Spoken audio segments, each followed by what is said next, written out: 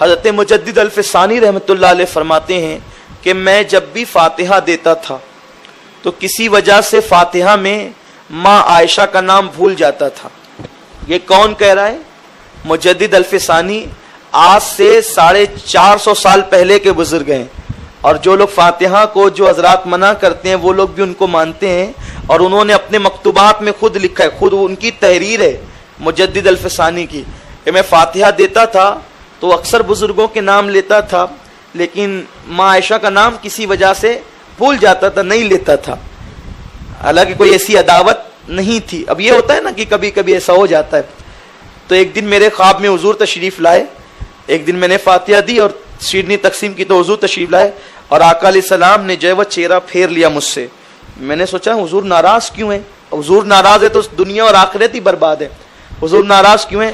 تو میں نے سلام کیا تو دوسری طرف چہرہ پھیرا. میں نے عرض کیا حضور جان ایمان ناراض کیوں ہیں؟ حضور مجھے بتا دیں.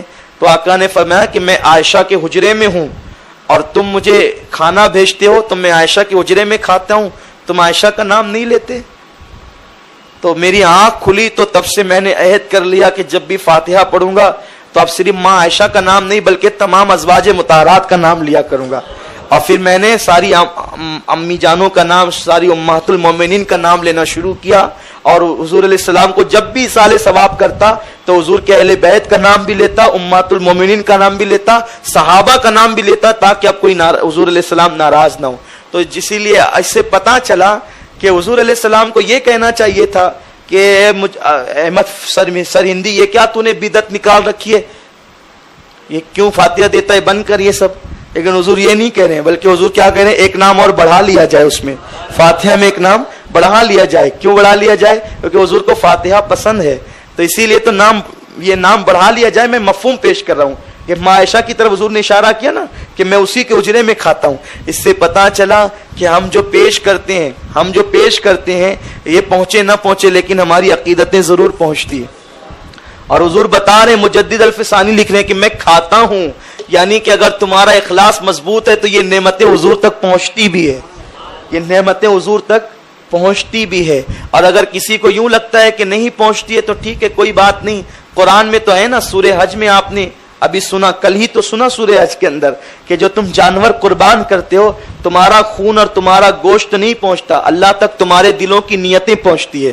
تو اسی طرح جب بکرا اور بکری کا گوشت اور خون ہم کھاتے ہیں، خون بہہ جاتا ہے، تو جب یہ خون اور گوشت اللہ تک نہیں پہنچتا لیکن کیا پہنچتا ہے؟ دلوں کی نیتیں پہنچتی ہے. تو بزرگوں تک یہ حلوہ پہنچے نہ پہنچے، ہماری محبتیں تو پہنچ رہی ہیں اور ہم یہی تو پہنچانا چاہتے ہیں. تو اس لیے کل 17 تاریخ ہوگی، شہدائے بدر کی بارگاہ میں بھی ایصال ثواب ہونا چاہیے، ماں عائشہ کی بارگاہ میں بھی. آسان ہے یار، بالکل کوئی معاملہ تھوڑی نہ ہے. افطار کے لیے بیٹھتے ہو، پھل فروٹ تو لے کر ہی بیٹھتے ہو، کھجورے تو لے کر ہی بیٹھتے ہو. کوئی شرط تو نہیں ہے کہ امرتی ہی ہو، جلیبی ہی ہو، حلوہ، کوئی شرط نہیں ہے. آپ پانی ہی رکھ سکتے ہیں نا، محبتیں پہنچانی ہے. اصل چیز ان کا ذکر ہے. دیکھو حضور علیہ السلام کیا فرما رہے ہیں کہ میں عائشہ کے حجرے میں کھاتا ہوں. آقا کریم فرما رہے ہیں، اور اس کو لکھ کون رہا ہے؟ مجدد الفسانی لکھ رہے ہیں، ان کے مکتوبات میں لکھ رہے ہیں. تو پتا چلا حضور کو یہ پسند ہے. تو تمہارے گھر میں نام لیتے ہو تو تمہارا بیڑا پار ہوتا ہے. اس وجہ یہ ہے اس کی کہ ایک تو محبتیں تمہاری حضور تک پہنچتی ہے، حضور کی اہل بیت، صحابہ، ازواج مطہرات تک پہنچتی ہے، اور پھر ان کے ناموں کی برکت سے تمہارے گھر کی مصیبتیں دور ہو جاتی ہے. آج یہ مصیبتیں نہ ہو اگر تم ان کے ناموں سے ایصال ثواب کرو. تو گھر میں بیٹھ جاؤ، ایک بار سورہ فاتحہ پڑھ لو. فاتحہ تو آتی ہے نا سب کو، سورہ فاتحہ یاد ہے کہ نہیں یاد ہے؟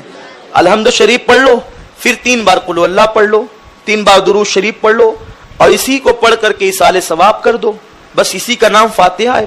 اور اگر اور زیادہ آتا ہے تو چاروں کل پڑھ لو، اور زیادہ آتا ہے تو الف لام میم سے مفلحون تک پڑھ لو، اور زیادہ آتا ہے تو آمن الرسول سے فانصرنا علی القوم الکافرین تک پڑھ لو.